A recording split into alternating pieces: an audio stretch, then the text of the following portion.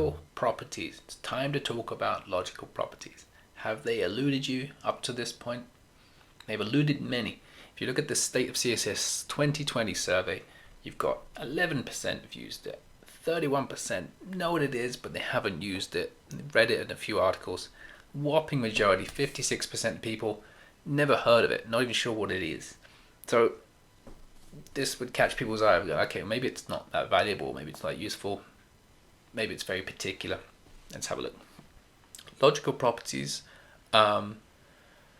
in very short summary, are renamings of existing properties. So they won't necessarily add extra enhancements, but they do come with a little bit of a contextual edge that make them a little bit better. Basically, so let's dig into this. I've got my div set up here. I've got a padding at the top, 10 ch, why not? A padding on the left of 10 pixels and padding on the right of 30 pixels. Some see that as a little bit too context specific, in which you're saying top, left, right, and these are not always fixed parameters. For instance, if your site changes depending on language, sometimes the text goes from right to left, or in a Japanese scenario, things might go from top to bottom. So those ideas of top, left, and bottom are very page specific or context specific, in which case saying, oh, it's from the top, from the left, is both not very helpful in that sometimes you'll have to change your orientation to say, like, when they switch to this language, now top becomes bottom and right becomes left. But it's also just they needn't be kind of screen prescriptive. Maybe you just talk about your content. You think about your content, about where is it flowing around the page and in what context. So instead of saying margin top, like we currently do, you can say margin block start. That changes here. So the top and bottom of your element are the block settings, and instead of being top and bottom, you're saying start and end. So here I've said the margin block start is going to be 10 ch. If I change it to 5, it moves. And it will operate in the exact same way as a margin top, but now it's going from its start and its end rather than its top and bottom. It's a tiny nuance change, but it will be valuable. Similarly, I've got my margin left. The left and right, as we traditionally know them, would be inline. So I'd say margin inline start. And that works in the same way. Let's change that to 20, just see it jump. And then instead of margin right, margin inline end. And that changed to 35. Boom. So it's just worth knowing that in horizontal values, much like inline text boxes you often get, paragraphs and so on, the left and right traditionally are going to be inline. They're the margin and padding inline start, inline end. Top and bottom position, you're thinking more about block start, block end. And you can, in pretty much all browsers now, interchangeably use these with the previous padding and margin settings you have. But you might say, what's the point?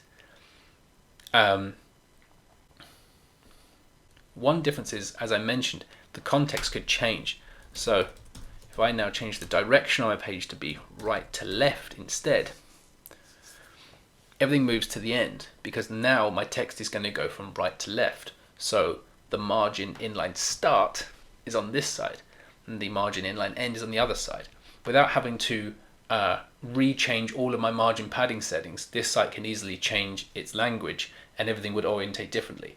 And it's not confusing that margin right now doesn't refer to the left and vice versa. It's just the start and end has changed context, which is just a naming change, but it does help in terms of how you're thinking about your content's start and end position rather than always very specifically in a Western left to right text situation.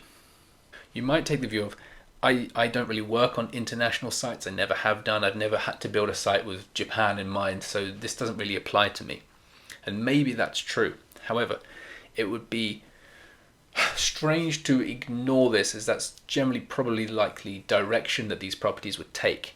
It would be like when JavaScript moved away from var to start using const and let.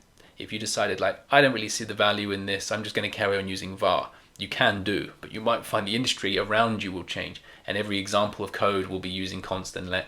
And until you change over, you're kind of just going to be going backwards.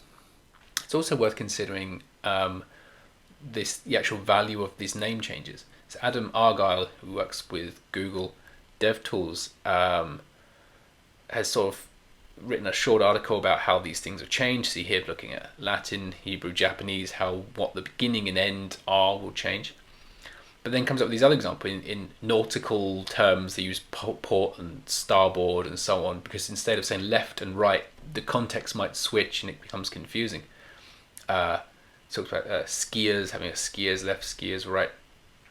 It's also talk about sometimes stage, stage left, stage right, because of otherwise you get into that confusion of saying no, my left when I'm facing you or you're facing me.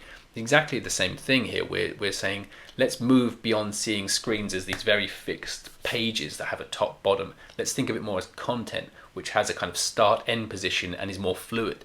And that feels a lot more in keeping with containers. That feels a lot more in keeping with component level thinking, where something has context but has its own logic. The way we're talking about layouts now with flex and grid, the way we're talking about component, the way we're talking about container queries. There's all kinds of thinking that's much more on kind of element modular thinking. And I think making your content now think about its start, end, and its inline block position is possibly smarter than giving it a top, left, bottom positioning. So I think we'll probably hear more about logical properties going forward, and you might start to see those examples pop up. So it's worth being in the know. What do you think of logical properties? Please let me know in the comments. Otherwise, go have a lovely day. Bye.